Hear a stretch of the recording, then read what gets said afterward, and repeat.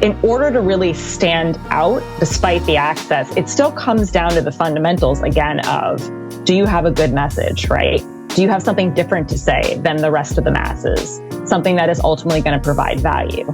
I think at the end of the day, no matter how many people are creating content or how many tools are out there, if you have something that's fresh and different and valuable and speaks to whatever makes you unique, I don't think it matters if there's 1,000 creators or 1 million. Ladies and gentlemen, Laffin is the founder and CEO of FinMarketing, a marketing consultancy agency for early age startups, and is also a graduate from Villanova University, having later received a master's in interactive media from Quinnipiac University, which laid the foundation for the work she's working on today. And thanks for being on the show today. I'm really excited to have you. Thank you so much for having me. Excited to be here. Yeah, so tell us a little about your journey being a marketer. I understand the grind. I myself am doing a lot of the same things you're doing, so I think this will be really great for YouTube. This will be great for Spotify and everybody else watching, and I think they'll get a lot of value from it. So kind of tell us your story and anything I missed. Yeah, so I have been in marketing for 20 years, which is scary. It crept up fast. I started in market research, which was really fun and a great way to get a good handle on why people shop the way they shop, buy the way they buy, kind of the psychology of marketing, which is kind of neat.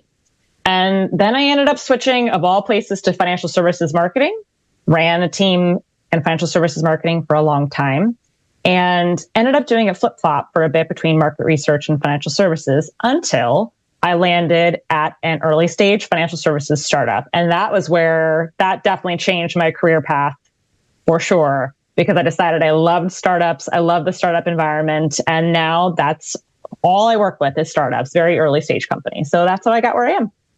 That's awesome. Yeah, I really love starting my own startups personally. I think it's fun. It's a little stressful. It can be crazy. But we're building out our team as we speak. I actually just hired my COO, and he's been doing a really good job, kind of hiring everybody out. Right now, I'm still learning with delegating responsibilities and, the stress and whatnot, but we're doing pretty well. What do you think is the main contributor to successful startups?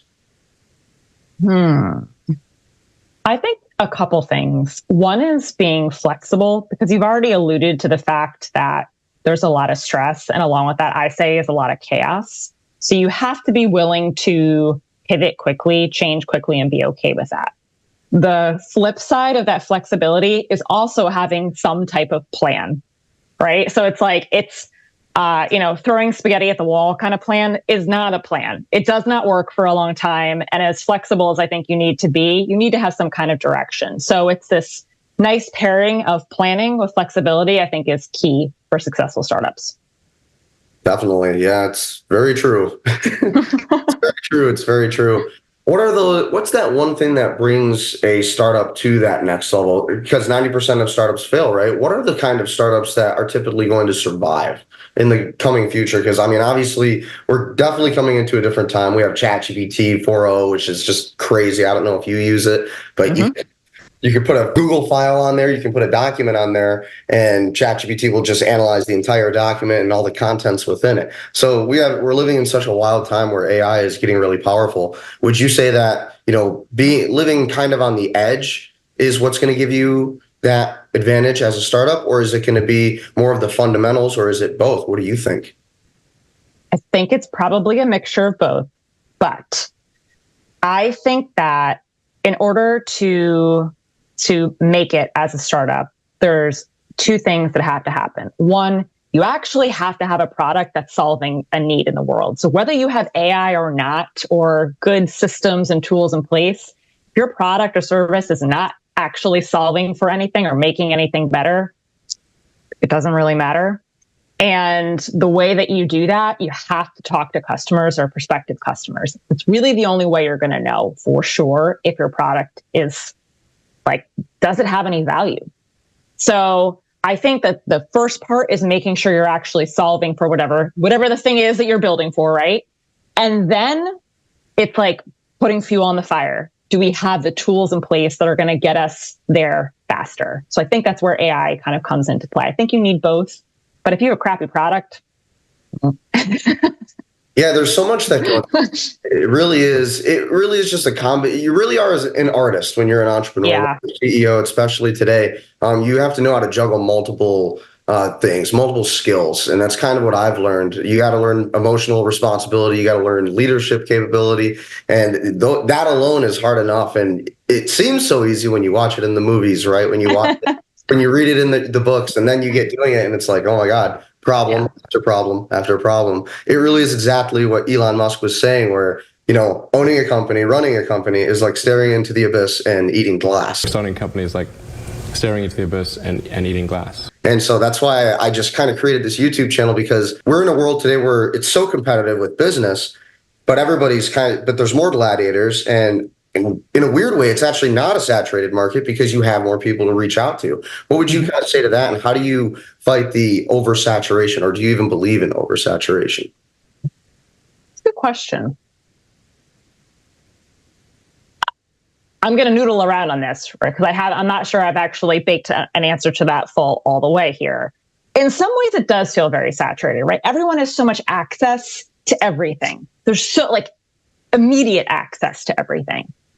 And in a lot of ways, it can be really overwhelming.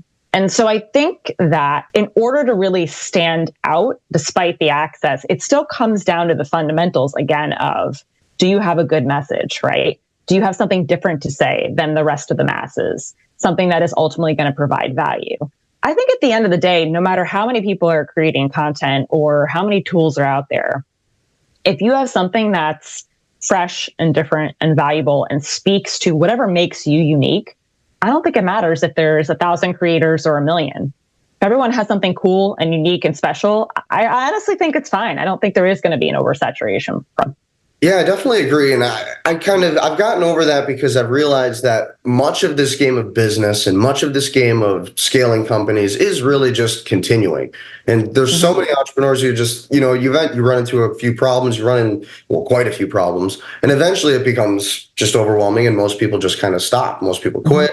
They kind of just fade into the dust. And that's like the scariest part for all of us entrepreneurs. But what I've learned from my experience is it really is that having like you said, something different, but something that's going to last forever, a strong idea, right? Yep. So like Jobs, with like Mark Zuckerberg, it was connecting the world. With Steve Jobs, he wanted to change the world through innovation. And then with Elon Musk, it was getting to space, creating autonomous vehicles. So I think that is kind of what's going to separate the winners from the losers today, at least in such a competitive market, is going to be, your ability to just kind of stick to it, right? Alex Hormozi calls it that stick-to-itiveness. Charlie Munger said, the money isn't made in the buy and it's not made in the sell. It's made in the wait. The stick-to-it muscle is the one that you have to flex. For entrepreneurs who might be struggling, or maybe for a 9-to-5 employee, I always like to ask this question. If there's a 9-to-5 employee out there, they're looking to change their circumstances, they want to get into business. What's your biggest advice? What's the first thing they should learn, or the first, group of things they should learn? Ready to skyrocket your business to new heights? Welcome to B2B Growth Today, your all-in-one digital marketing, advertising, and growth agency, business owner, contractor, or decision maker. Imagine having 20 clients or booked appointments per month, all thanks to our paid ads done for you service on Facebook, Instagram, Twitter, TikTok, and YouTube. Our social media management ensures your presence is always engaging and up to date. Generate over 2,000 leads monthly with our cutting-edge lead generation strategies, optimized with AI for maximum efficiency. Integrate AI into your customer support and marketing to offer the most optimized and responsive service possible.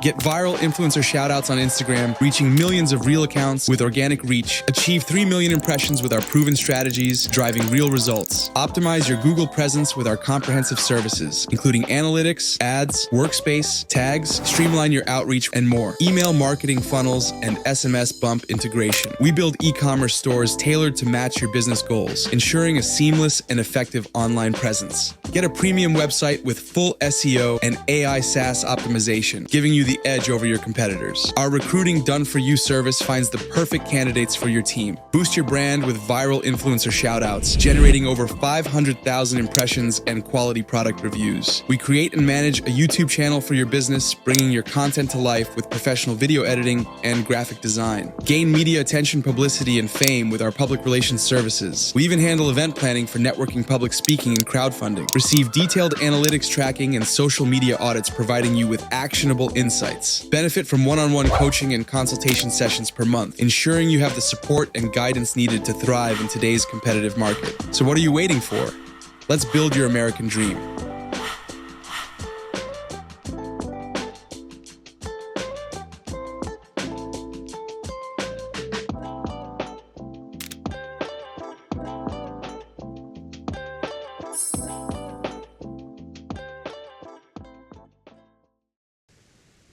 I'm going to answer this two ways. The first is actually like start a side hustle first.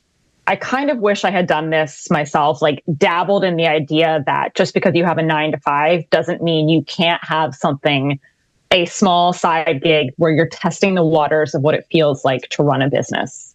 I never run a business before my current business, and it was eye-opening. And so maybe this answers the second part of the question, which is kind of like, get your operational house in order. It's really easy if you have expertise in marketing, right? You already know how to market. It's why you want to do that thing. But what you likely don't know how to do is run the finances, run the operational piece, figure out how to do your own marketing, right? So take the time, I would say, to kind of get your house in order before you go full in. Like, take a beat. And that would be my biggest advice. Like, just take a pause, get your house in order, and then hop to. Yeah, it's all about being a learning machine. That's kind of what you got to just be. So you just have to be curious and addicted to just learning new things. And that's really what also sparked me ahead, and really just, that's kind of where I started, things started to click for me. Right. And I think it really is about that, just, focusing on one thing, and then it's the foundation. It's the little things, right? Like my whole life, I was an athlete. So that's kind of what they hammer into you, is the foundations, the little things, the baby steps. When you get those down, you can do the bigger things and at a more large scale. And so I love the advice. It's absolutely true. What kind of made you want to get into entrepreneurship? This crazy lifestyle of, you and I, we could have a stable income. We could have such a life, right? We could invest in real estate. But no, we choose to be in business. We choose to take risks and go against the social norm. And it really is completely two different psyches, two different personality types. And, especially coming from me, who I'm still a police officer. So I am in both worlds. So I kind of see how different those personality types are, and how you almost have to be two different personalities. So what kind of got you into it? What's your story, and what really just motivated you to get into this world of business? A couple answers here. So I do think if you have that already built in, like you're a risk taker, essentially. You have that kind of drive. I've played sports my whole life too. And I was a gymnast, I was a diver. Like, these are things that absolutely require risk. They're not like it's not that I love team sports. I think they're great, but like, those are kind of like, I already had the mindset to be okay with taking risk. And as a kid, my dad ran a small business, and I watched him, run. He would come to all my meets, right? He had some flexibility in his schedule. And that always stuck with me, because that is very important to me, is being able to kind of like run my own life. Might sound really silly, but you do lose an aspect of that with having a 9 to 5, especially if you work at a very large corporation. It's very likely that there is somebody that's telling you like when you need to be here and what you need to do. And as an entrepreneur, that's you. Like, that's me. You get to decide, right? And I think, I just got to this point where I was just ready to take that leap. And, I was alluded to like setting up your operational house. Like, I did not do that, right? I just left. Like, it was into the void, and here we go. And I was just ready. I can't maybe explain it any better than that. It was something I just always wanted to do. So yeah, I find it exciting. It's an exciting journey. I like the unpredictable nature of it. But despite the unpredictable nature, there is so many aspects that you can control. And so you can choose to get on LinkedIn and message as many business owners as you can, right? You can absolutely do that, and you'll probably have success. And, so it really is just all mindset.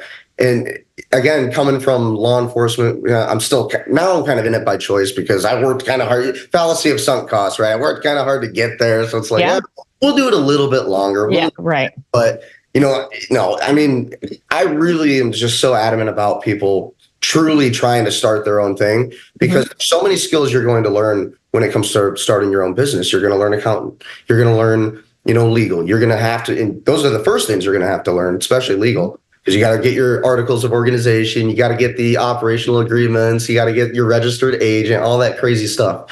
And so, for entrepreneurs out there who are thinking about leaving the 9 to 5, getting into this career, I definitely, advise follow people like myself, follow people like Ann, because, we are people who, it's kind of built into us, I believe, right? Being athletes our whole lives. Totally. You just have this competitive drive, right? Like my mother, she didn't want me to get into business and entrepreneurship. And I'm like, Mom, you created an entrepreneur. You had me doing 5 different sports, my whole life, and doing all these different things at the same time. And eventually, once you graduate high school, you go to college, you get your degree, whatever, and you kind of get bored. You're like, what do I do now? So you start a business. And that's just that was my route, at least. And so I definitely encourage everybody to kind of go the same way or have that same kind of experience. And I feel like it's just since COVID, it seems so much, I feel like there's more encouragement to do that. People realize they could work from home. They realize they could start a side gig. Like there's just more, I think, support and awareness out there of how to start a business now. So it's such a good time to try it. If you have that desire to do it, go for it. Yeah, for sure. And, especially because, like we were saying earlier, there's so many gladiators out there. There's more gladiators out there. There's more competition. But at the same time, there's more of an audience, right? And more people who can help you out. Those are more partnerships, the way I like to see it. Those are more people I can eventually, down the road, they'll be this big, it'll just be this compounding interest of business owners who will eventually end up working together because everybody will be a business owner. So we'll be kind of working towards that capitalist kind of vision, that goal, that drive. And that's what I love about this, I love the unpredictable nature. I guess that's just maybe who I am, but, and I think you're a lot of the same way, What has been your biggest challenge in your journey of kind of becoming an entrepreneur, a marketer, and sales, anything? What was the hardest part? What was any really tough moments? Honestly, it's actually figuring out the right offer. I think this kind of goes back to, again, are you really solving a problem for your audience? It's easy to make assumptions about you think you have the right product for the right time for the right audience. But until you put that product out into the world and talk to people and test, your assumptions may be just flat out wrong. And I have watched as the market has changed over the last couple of years, and the product I thought was the right product, what everybody wanted, didn't seem to be the case anymore. And now there seems to be a trend in what startups want and need is very different. So I think keeping a good finger on the pulse of what's happening with my audience, it's hard. And, making sure you're being flexible, adjusting, listening, learning. I think that's probably the biggest challenge of running a business, especially on my own, is just making sure I'm really paying attention to what my customers need. So, yeah, it's very important. With a lot of our clients, my first clients at least, it was tough for me to have the nerve to send that little questionnaire. How did we do? What was the worst part about this experience? I like to ask that. The harder the questions you're able to ask, I feel that you get better results in the long term, because you're learning those super pivotal things that just, you and I have probably paid for services that were great services, and then we paid for services that were horrible services. And maybe we didn't get that questionnaire that said, what was the worst part about this experience? What did you not get out of what you wanted? And so it took me forever to send that questionnaire out. But when I did, again, 2 weeks later, we started getting more clients because we were able to implement changes so quickly and so promptly. So I 100% agree, for sure. And so when it comes to entrepreneurship, when it comes to marketing, who was kind of your inspiration? Who got you? Who are a few of them, if you want to list a few? What really got you into this game? Well, I feel like I have a very sad answer here, because it's not really a who necessarily in this case. It's sort of happened by accident, to be perfectly honest with you. I started in market research, which I loved. It's definitely that arm of marketing is very different than, say, you're doing email campaigns and messaging and strategy, right? There is very much a psychology behind the research portion. And I found that part fascinating, but it also made me want to do more of the writing, the strategy, the campaign building. And so I think it was not really so much a who, but it was more a what. It gave me that foundation, kind of sparked my curiosity for what would it be like to be in a traditional marketing role. And once I dove into it, that was it. I never looked back. I may have changed industries to work with different types of clients, but it was, full on marketing since then. Awesome. Yeah. When it comes to entrepreneurs and business owners and, some of those driving forces in our industry, I actually had just read Charlie Munger's almanac, Poor Charlie's Almanac.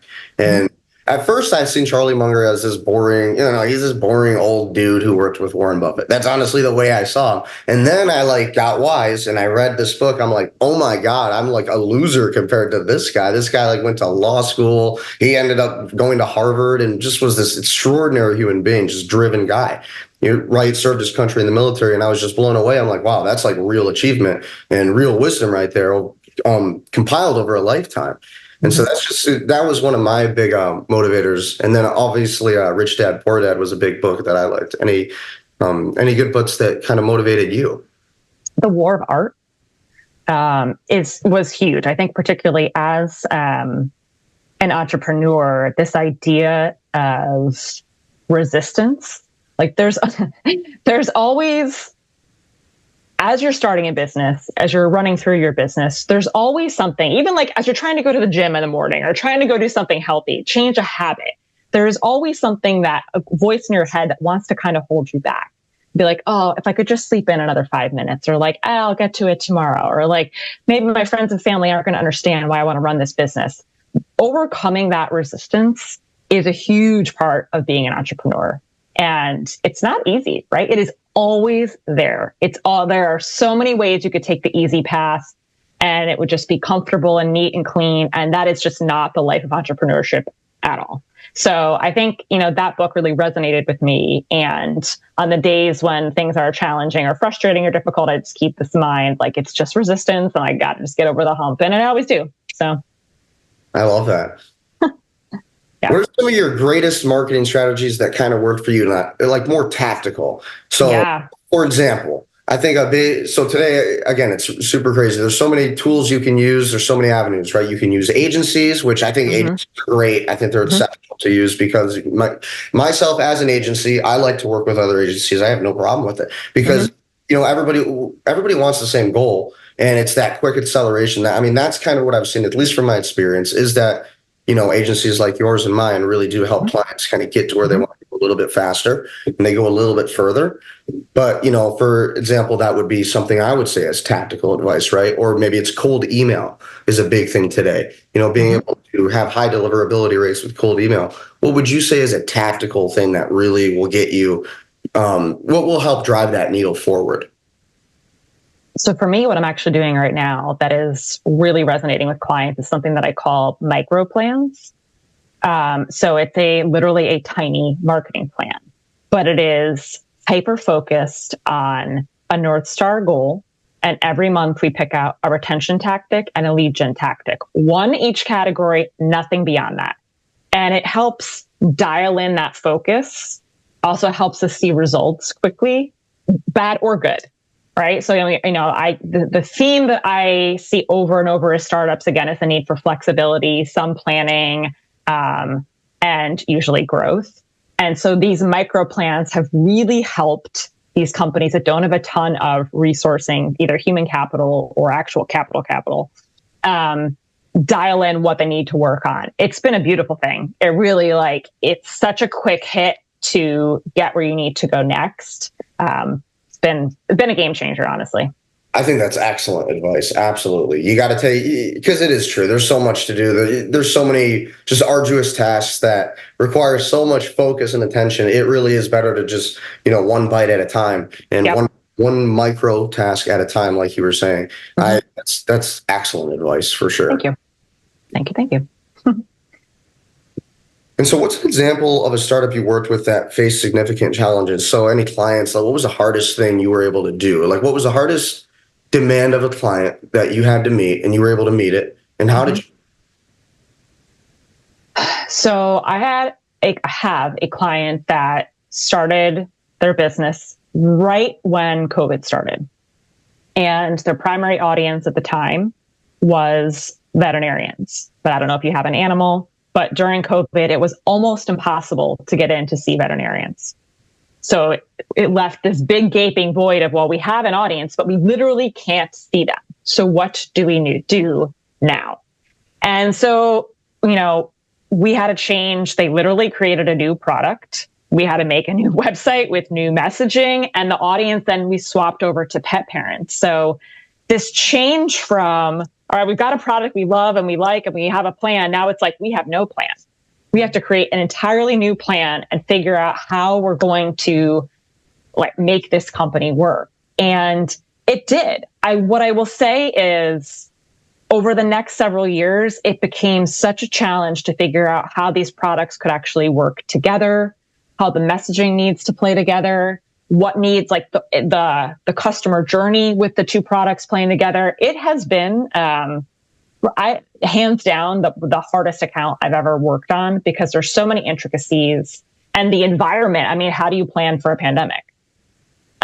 So that was a wrench that we were just not prepared for. But I feel like we came out on the other side so much, at the end of the day, with actually a better tool set and a better product and a better way to approach the entire problem than we did if that hadn't happened. So it's been really neat to see that. It's been a lot of work, but rewarding work. So yeah. Oh my gosh, COVID was insane. I was still in college at the time, and I was just getting out. I was lucky. Yeah. My experience in college, it was rough. So I need to get out of here.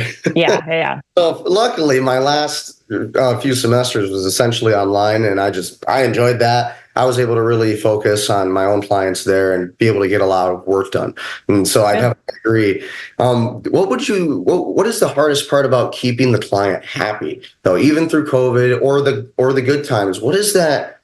What is the main thing? What's the most difficult part about keeping the client happy, or how do you keep that client happy better? Yeah. I hope I have a great answer for this, which is expectation setting. To me, if you have clear expectations about what you're going to deliver, how you're going to deliver it, and what you need from the client, everyone's on the same page. It's when there's a lot of gray area that people get crabby. Right? Well, I thought you were doing this, or I thought you were delivering this. Ugh. You can't live in the gray, right? You have to be able to, as an agency, as a solopreneur, whatever you are, right? You need to be able to clearly upfront state, these are the things that I do, right? Here's what I can deliver. Here's how I can deliver it. And on the flip side, again, almost having this client expectation contract of again, clear expectations. This is what I will need from you. This is how much time I will need from you. These are the types of, tools I will need from you. When you can really map out, what's needed, clients are so happy because there's no surprises. That's been such a beautiful thing.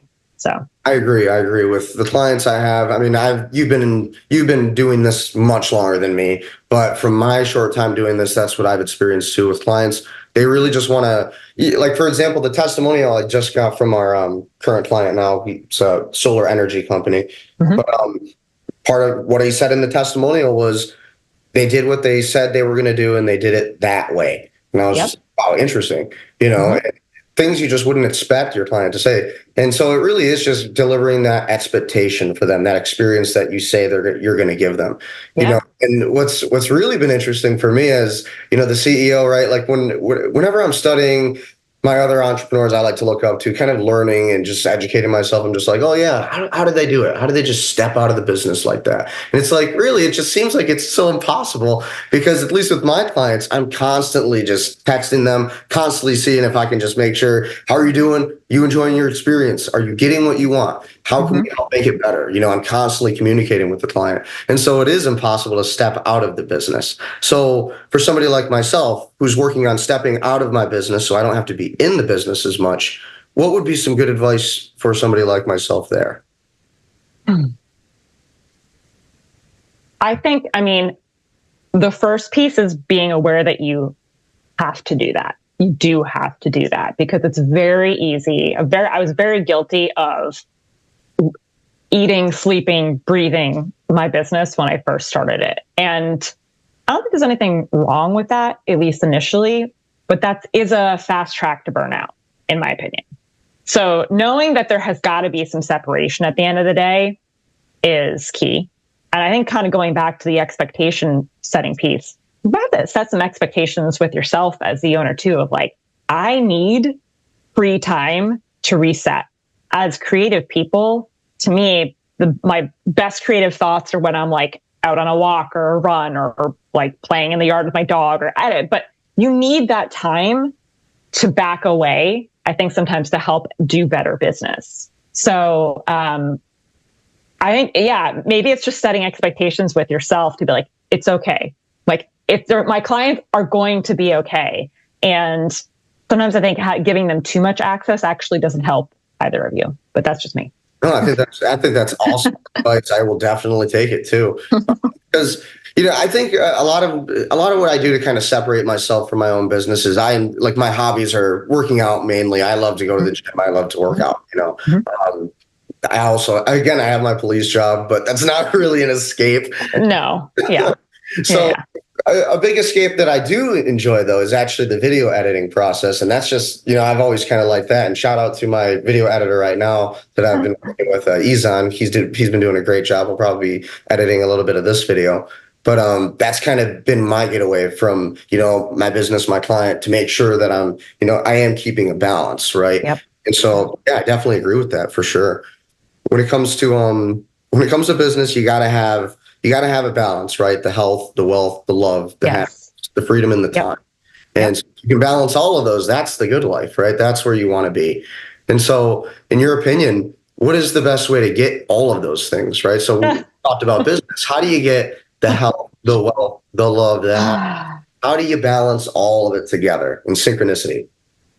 I mean, being honest, I don't know if I found the answer to that yet, but I love that answer. It's an honest why. What I will say is, over time, I have come to appreciate the why behind why I started my business, which was to have more freedom and flexibility and ownership of my own life. And so in the beginning, it was the opposite of that. I was so tied to the business, working 1 million hours a week, like up all hours of the day. And I realized this is the exact opposite of what I was hoping to do. And so when I hit that point, it really was like, okay, well, I want to be able to go to my kids', school functions, and I want to be able to run. I started to think, map out, what does my ideal life look like? And listen, I don't get it right every day. I'm being perfectly clear, right? It's still a struggle, but having that why, those pieces in mind, help ground me on the days when I'm like, I got to do more work. And I'm like, so it's a challenge. It's a work in progress. And maybe that's the best I can ask for at the moment. I think that's the perfect answer, because honestly, at the end of the day, it's just life's so continuous, right? The unpredictable twists of fate. You can't really, you have to just kind of be downstream and position yourself for success as much as you can. And in terms of health, wealth, love, happiness, and balancing all of those things, I think it's just putting in that effort and using that equal amount of time to really become the best that you can be at those parts of your life. Yeah. And it really is that learning. It's the why. When you do have why, when you do have a good purpose, right? I just sincerely believe every human being should have something that makes you kind of cry, makes you emotional because you're so passionate about it. You need it, right? Like, you have this life that you want to get and you can't have it until you do these certain things. And that was a big game changer for me. And that was able to benefit my ability to make sure that I could balance health, wealth, love, happiness, all those things. Yeah. It does require a good why. It requires a good purpose as to where you're going. And so, for me, the life that I wanted was, I wanted to be able to train every day, right? I want to be able to go to jiu-jitsu. I want to be able to constantly make sure I'm in shape. I want to be able to work out every day, at least 5 hours a day. That's what I was doing in high school, right? So those are the things I would love to do with my free time that I'm able to earn for myself by being a business owner, by being an entrepreneur, and, being able to delegate responsibilities and all of the million other things. When it comes to the future, what do you think is your kind of goals? Where are you looking to go with FinMarketing, and what would you like to kind of see happen? I, right now, am spending a lot of time, I kind of already alluded to this, thinking about offer, but I would like a more diversified set of offerings that some can be kind of like set it and forget it, self-serve, move to some more workshop type offerings and things where it's one to many. So it's not necessarily a trade of 1 hour of time for 1 hour of dollars, right? So I guess where I'm going with this is I'm still tweaking that offering so that I can ultimately get to that life, that why that I'm looking for. And I see it as a bit of a puzzle.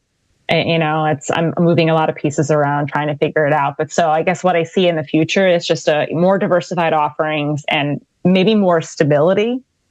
We'll see if I do that. Yeah. Well, I'm sure you will. I'm sure I'm sure you'll have no problem executing on that. Oh man. So who recently has been catching your eye in the business world, marketing world? Who do you think should somebody else be studying other than you and I, right? Who's somebody who can really teach you a lot as somebody who's getting into marketing, advertising? Okay. So Dave Gerhardt runs, do you know who I'm talking about? So he has the Exit 5, it's newsletter, it's all for B2B marketers. And my God, the information that is coming out from him and team and company, it's fantastic. That community is, I think, really powerful for B2B marketers for sure. I'm definitely poke around there. Emily Kramer, I think her name is, another one, just has another B2B marketing community, really good insight coming out from her. I spend a lot of time on LinkedIn, and that's where I do most of my own business promotion, but it's also where I kind of do a lot of my research to see kind of what's happening in the industry for sure. And so those are the people that kind of stand out for me on there. And marketing is changing so fast all the time. Always. So I have to be watching and learning and trying to stay up to date with whatever is coming at us next. And I'm okay with that, right? But that's who I would lean on, I think, as for really good resources for information and inspiration. Yeah, totally. For me, I would throw out. I loved Alex Hormozy, Ty Lopez. Yeah. Really, I ended up signing up for Ty Lopez's course. That's kind of how I ended up on this path I'm on. But those are entrepreneurs I think have done fantastic work myself.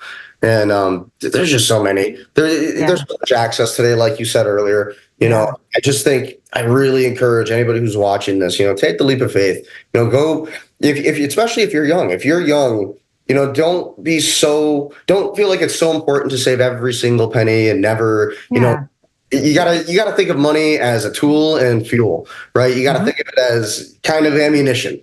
And you gotta use that ammunition to keep you alive, right? You gotta deploy assets and in order to get you that life you want. So don't be afraid to take risks. Don't be afraid to start a business. If you're young enough to do it and old enough at the same time, then do it. And the risk. Do things that are difficult that other people aren't doing, because you will thank yourself later. And I can say that from my own experience. It's just it's a huge metamorphosis, honestly. And that's coming from somebody who, I worked on several different farms. I was in asphalting. I, later ended up in law enforcement. So I've worked a lot of 9-to-5 kind of jobs. And it really is, again, like I mentioned at the beginning of this podcast, it's completely different psychology. But there's so much freedom that comes with being able to delegate responsibility, being able to be your own boss. So if you guys are listening to this, be sure to like, share, comment, subscribe, all of that. But make sure that, you're following Ann on social media. And by the way, Ann, where can we find you on social media? You can absolutely find me on LinkedIn at Ann Laffin. And you can also find me at finmarketingmanagement.com. That's where you can find me. Awesome. And what else are you working on? Anything else that you'd like to promote while we're here? I just started creating an email marketing course for small businesses and early stage founders, and 6 weeks. And it helps give you all the basics and gets you set up with your first email sequence. So super good, awesome program for somebody that's really looking to supercharge their email marketing. Excellent. Yeah. And by the way, I love courses. I think courses are great. I spend a lot of money on courses, people. Courses are amazing. Courses are the best. You're going to learn, you're going to get a lot of value from courses. I tell you that. I find it interesting how many negative comments you'll get towards like courses, like, oh, like, because I've gotten this treatment before, like, oh, you're a course seller. And it's like, yeah, because it works for me, but mostly because it really does work for other people. That's I learned everything. I think courses are the best. You know, if it wasn't for courses, I wouldn't be a cop. You know, if it wasn't for courses, I wouldn't. Right. So courses are important. Education's important. Mastering your own brain and your own life is important. So for sure. Yeah. In terms of social media, what would be advice on there in terms of growing on social media, getting to that next level? What do you think is the key? And again, super competitive. So how would you say is the best way to diversify and keep yourself separate from other people?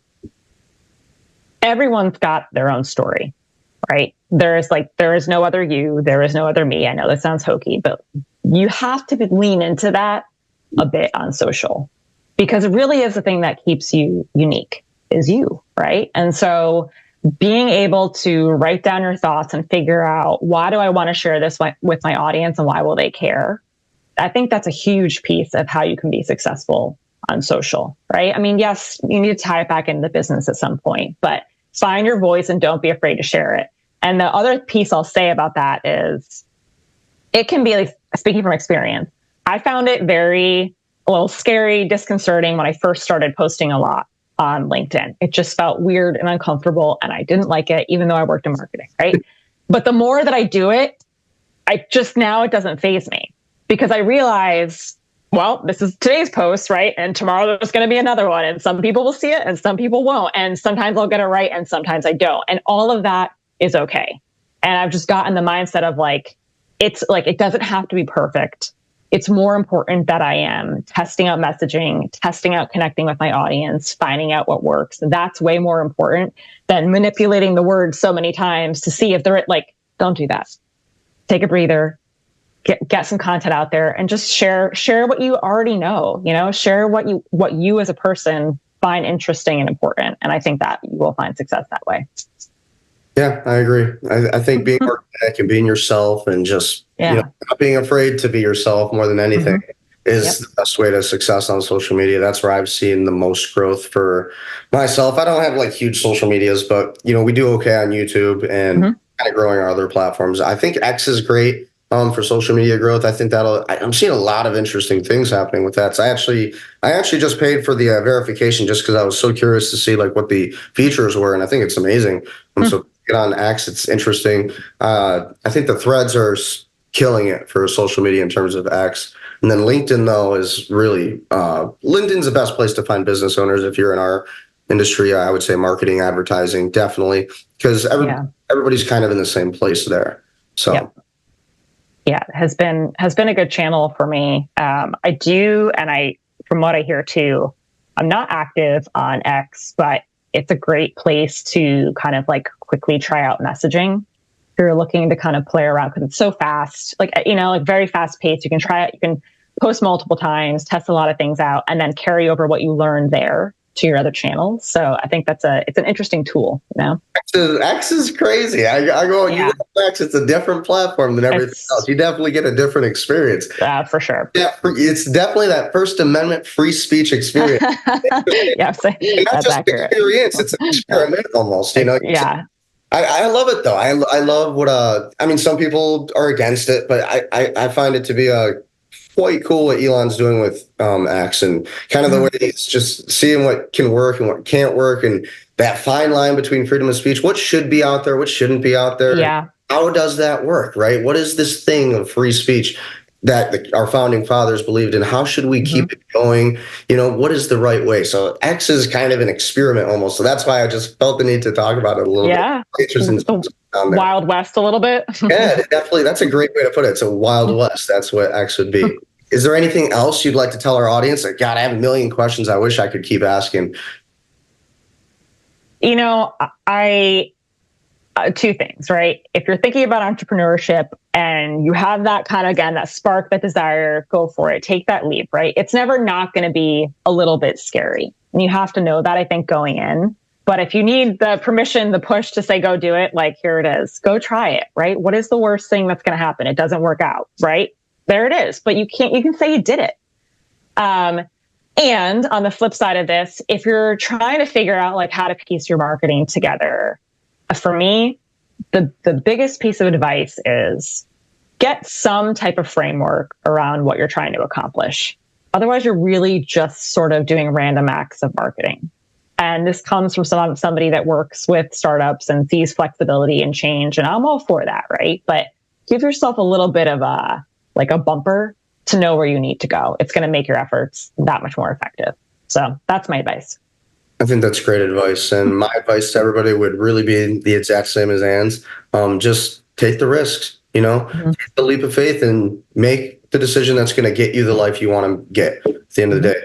Life's short. We live maybe 80 to 100 plus, maybe 100, 310 if you're lucky. The chances are it'll be, you'll probably be like 70 to 90. Yeah. Right? Yeah. So enjoy your life and go crazy while you're young and take risks. Things that are going to, again, get you to that destination you want to be at, because it's truly an experience and it's the best way you're going to be able to enjoy your life. Yeah, for sure.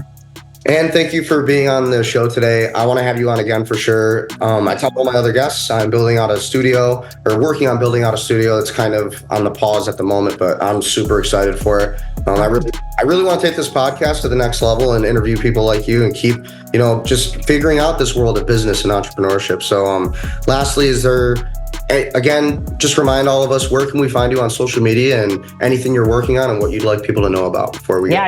You can find me on LinkedIn. You can find me at finmarketing.com. And if you need help with advisory services, marketing services, shout out to me, right? And I'm happy to help you with whatever you need there. So, yes, please do, everybody. Click the links in the description below. And thank you very much, Anne. Can't wait to have you on again soon. Thank you so much for having me. It's a lot of fun. Been a pleasure.